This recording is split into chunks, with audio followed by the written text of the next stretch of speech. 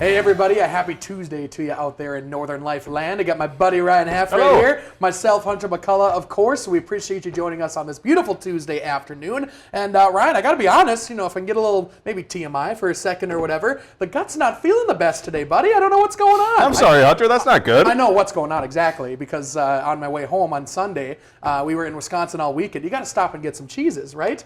And so I went to several different places, got some really good cheeses. Oh my gosh, they're amazing. There was this one place north of Ashland. Then I went to our friends over at Burnett Dairy as well. Benoit?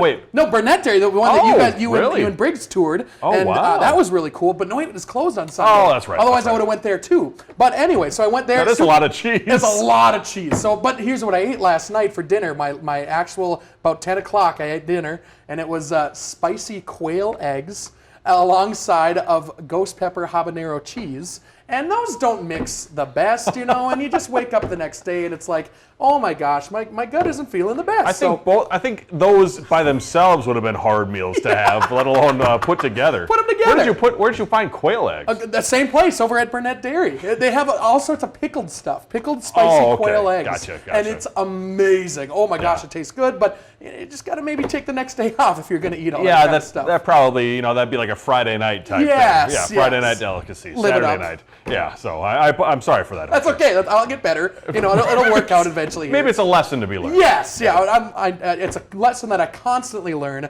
that I never actually do anything about. Maybe someday. Maybe someday I'll change. But coming up on today's show, we have a two-part blindfold from Iron River, Wisconsin. Our last Wisconsin part that we did a few weeks ago. Yeah. We're stopping over at White Winter Winery, who is celebrating 3 decades, oh my gosh, of making delicious drinks in the community. We're going to walk through their production process. Coming up here on Northern Life, we get to even try some of the production process as well. It was super fun. They've been doing it for as long as I've been alive. That's crazy. It's just pretty awesome. So congratulations to that team. Wonderful team, and we'll meet them coming up on the show here. And you're getting older too, so that's a long time on this earth. I am. Our guts don't work the same. So watch out for the spicy quail eggs out there. Be careful. Speaking of food, though, the Minnesota State Fair is coming up later this month, and a new survey may have a controversial take on our favorite foods. It found a State Fair corn dog beats fresh walleye fish fry as Minnesota's most nostalgic summer food. So, Hunter, do you agree with that take? When it comes to a fair, maybe, but not overall, for sure. I mean, any classic fish fry or anything like that, walleye is the king. So I'm going to have to say a big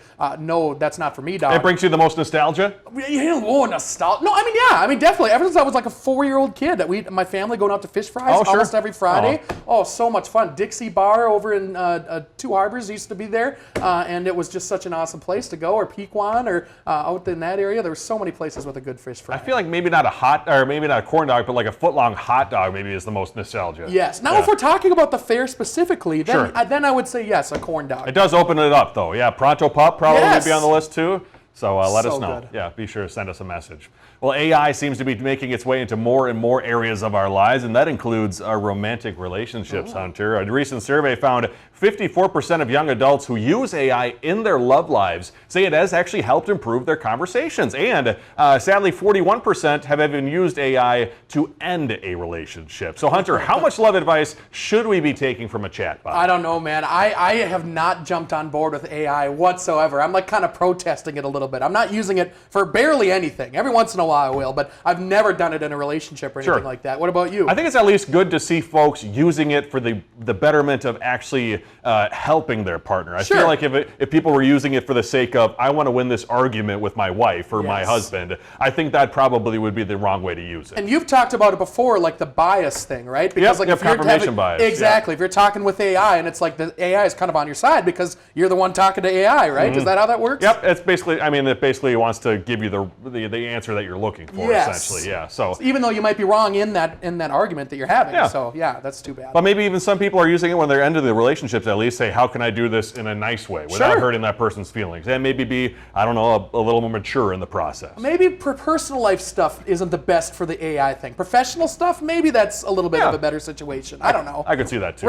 Building a resume or something like that. Build a love resume. Ooh. Well, how about that? Well, I cannot wait for the next Olympic Games, and a poll shows many average day people from overseas are holding on to their Olympic dreams. A poll of 2,000 British people found 1/4 of them believe if they had started a strict COVID coaching and diet regimen today, they could qualify for the 2028 LA Olympics. And men up out there apparently really believing in themselves in Britain, with 38% saying they'd be confident trying out for the Olympics. The sports they feel most likely they could qualify: soccer, tennis, and swimming, but some say less excited about gymnastics, diving, and judo. Now, also, 12% think they can run 100 meters in under 15 seconds. Oh my gosh. Well, first off, stop eating the spicy quail eggs. That's step number one. Yes. Yeah, that'd be a good diet. But 38% is a huge chunk of the population. That is a lot. They could do the Olympics? I can barely run a half a mile. Yeah. Oh my gosh. I think that's the thing too.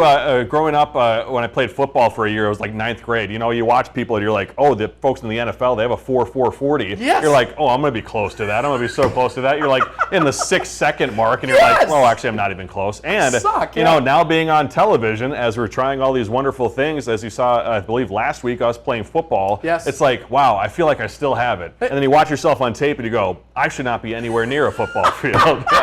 It's like overconfidence or something in your head. It's like, I can easily do that. Come on. And then you actually try it, and it's like, oh my gosh, I need to work on every piece of this body. What is going on? I mean, for the folks out there too, we all remember like our first maybe beer or adult beverage. Sure. And like when you have it, you're like, oh, I can't believe how fast I am. Yes, you're like, yes. I run so fast. And I'm sure if anybody took a video of you doing that, you'd be like, oh, I don't have it anymore. I also feel like, because it said that the men were more like that, I think men definitely are more like that, where they are overconfident in the things that they're doing, you know? And then we get humbled real quick. Yes, we do. Yeah, don't ask AI if you can make the Olympics. You're not going to. Well, hey, coming up, we are in Iron River, Wisconsin, meeting the pair behind the White Winter Winery in Iron River. We'll be right back.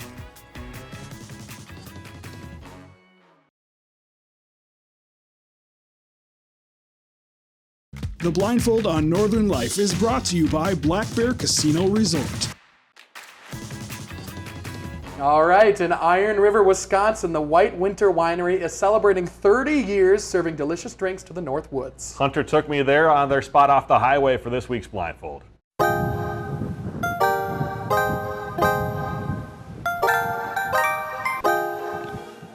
What? It's a big egg. We're at White Winter Mead, Wine and Cider. Oh, right? sure, yeah. Yes. I've never even heard of making mead anywhere in the near vicinity. You guys make mead here. But I'm like, the only one in northern Wisconsin. Well, mead is the oldest fermented beverage in the world, and the base fermentable sugar comes from honey. So that's the key. Mead is honey. Gotcha. Fermentation is what makes alcohol. Yeah. So it's not the letting it sit afterwards. So think of it, any alcohol is just like the old style Pac-Man. So the Pac-Man or the yeast consume the sugars, and it basically burps CO2 and pees alcohol. So I can tell you're a 10-year-old kid at heart. That's the only thing that made sense to me right there. Like, okay. That clicked in my head. We pitch in a yeast and we ferment it all out, and sometimes we make a mellow, which is a style of mead made with fruit. We make a sizer that's made with fresh pressed apple cider and honey that we source out of Bayfield from Erickson Orchards.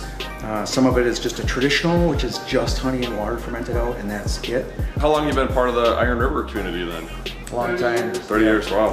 Yeah, we're actually celebrating our 30-year anniversary this year. Oh, great. All year long. And the big party is September 6th. Oh, great. What made you interested in this sort of business, and mead in particular? Yeah. My family's been into the honey business for multiple generations, kind of skipped me, but I still have family out in Nebraska that keep several hundred, if not thousands of hives.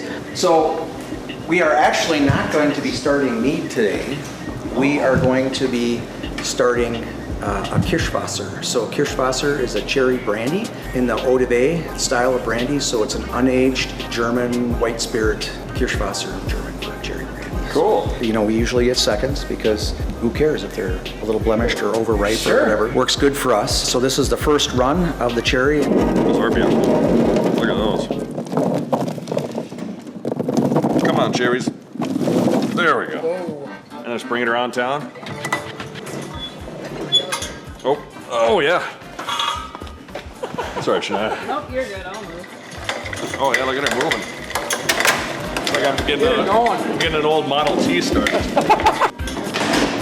Okay, sorry. Keep it going. Here we go.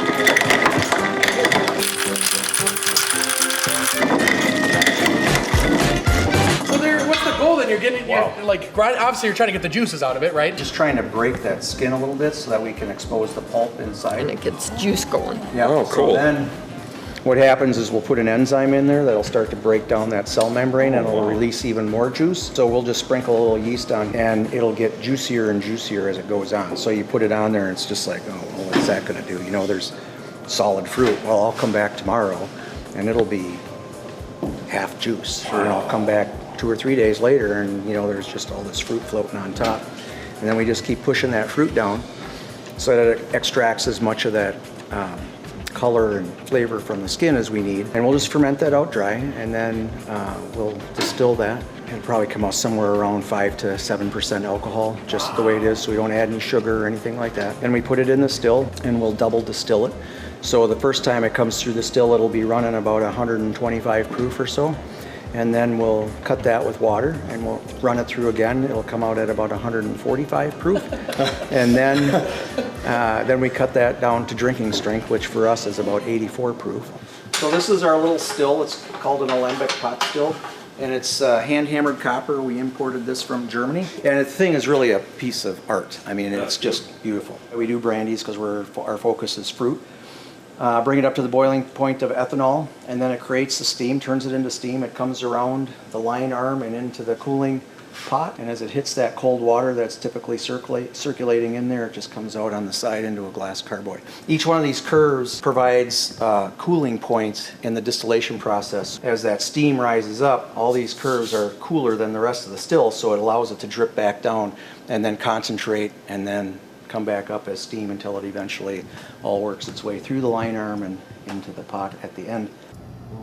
Drink deep, live wise. I like it. Cheers. Yeah, cheers. Get in there. All right, get a photo. I do like how the cherry is like not sweet. It's just like that hint. Right. Yeah. Amen. That's great. That's really, really good. Was there anything else? I do got to tell you, that brandy was fantastic. It was good. I mean, Yeah. 44, 45%, whatever it was, but the cherry kind of masked that really harshness. But it wasn't too much cherry where No. it was like, oh, this is really sweet. It was a really good flavor. It was really great. Hey, big congrats to their team. We're going to have more coming up after the break here, too. But, 30 years of doing that. I That's mean, a like, feat. I've been alive for 30 years. Yes, that's a very long time. My gosh. And that hopefully another 20, 30 years, whatever they got in them. Let's keep this thing going. It's a pretty cool thing. And, of course, I'm the one left to crank in those cherries, Keep going, Ryan. You got to pour another bucket in. You really, they got some arm strength there because, Yes. it wasn't easy. That's a lot of work, Yeah. my friend. Well, hey, part 2 of our blindfold coming up in just a bit.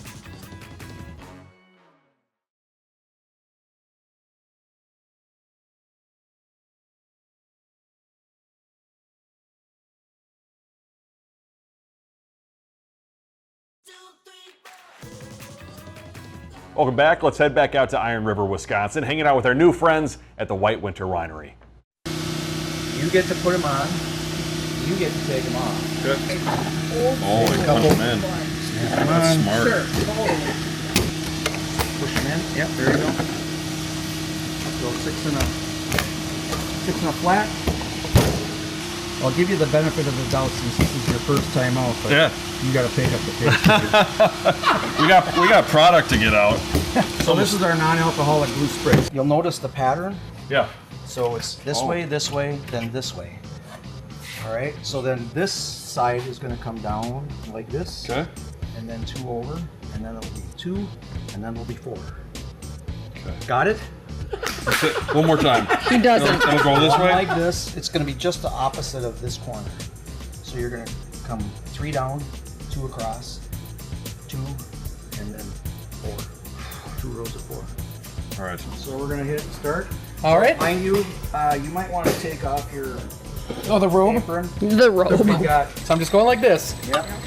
And hopefully everything works. Oh, they're coming through. Yep. Go, Ryan. Go, Ryan. Go.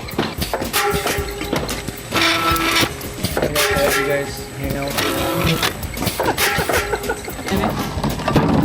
Ryan, faster. Yep. I got you.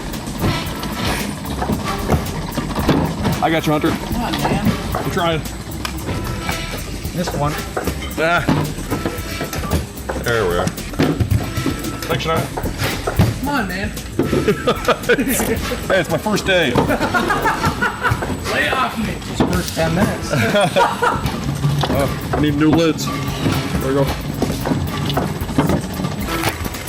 Really good. I finished my case here, Ryan. How many's in the case? I guess 24? So we just did 72, right? 24 times 3 cases? Can I feel one? Sure. You want to feel one? Yeah, I want to feel like how the... Yeah, it's nice. Just wraps around it. Wait, do you need one more? We need one more. I need one more. kidding me? Hunter, come on. Sorry, that was my fault. Oh, should we finish this case? I mean that. Whatever you want to do. Why would I say no? We ain't one to Here, let me get these. back down from a job. Maybe 4 more. So then, you guys obviously must have a few employees or a couple employees? Okay. How many people run this thing at a time? One or two. I got I gotta remember.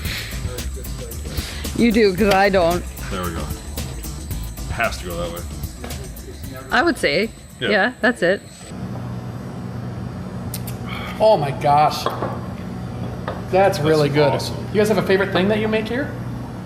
That's like asking which one of your kids is your favorite. Someone already said that to us. I will say, I am a sweeter wine drinker, so I like this end. When I say this end, they're all dry to sweet. I like Sure. this end of the spectrum. I'm a sweeter. He likes the drier ends. Oh, sure. The blueberry has always been one of my personal favorites, even though I tend to be much more on the dry end. Yep. It's a semi-sweet, and that was the inspiration for the Blenda's Blue, which is a very dry blueberry, and so we came up with that formulation.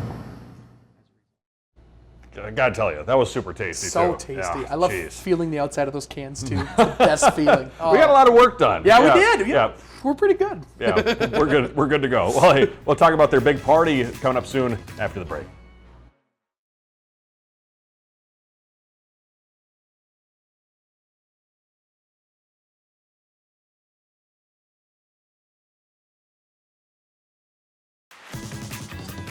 Welcome back, everybody. We got brandy in our system. We got that spritz in our system. We're all over the we're all place, set. man. And I know they had that too at the Iron River Blueberry Fest that you were at too. Yes, that was a huge party. Oh my gosh, a ton of fun, and they were probably slinging the drinks like crazy. I didn't get to go over there. I should have went over there during the Blueberry Festival, but I bet they were really slinging drinks. I gotta tell you, apple juice is good, orange juice is good, but I mean, a little blueberry spritz, that's up there now. That's a summer drink right there. So refreshing. Oh my gosh. Hey, and so coming up September 6th, our Director Shania also says if you get that blueberry spritz, you should add ice cream to it, make it kind of a float. That'd be pretty awesome. Well, hey, coming up on September 6th, White Winter Winery is celebrating 30 years with a summer send-off event, the Milestone event featuring mead, cider, spirits, and food, of course. There'll also be live music, and guests can also enjoy new releases and returning favorites from their bar in Iron River, Wisconsin. So once again, it is happening September 6th from 11 a.m. to 6 p.m. in Iron River. All the reason to celebrate right there. I mean, 30 years in this kind of business in Northwest Wisconsin. Pretty darn cool. Yeah, it's a big staple. You can't miss it. It's right off the highway, too, if you haven't been. Also, it is the first place that I taught Mary how to play cribbage. You're right. I forgot about that, too. That is such a cool milestone. Holds a special place in my heart as well. Amen. Awesome. Head on down there for sure. Thank you so much for joining us today. We love you so much. We love you indeed. See you tomorrow. Have a great rest of your Tuesday. Find some time to throw a line or just head outside to unwind. That's the life in the great North Woods. Hike or bike, whatever you like. Get out in the day, enjoy the night. Yeah, we got the life in the great North Woods. Yeah, we got the life in the great North Woods. Yeah, this is Northern Life.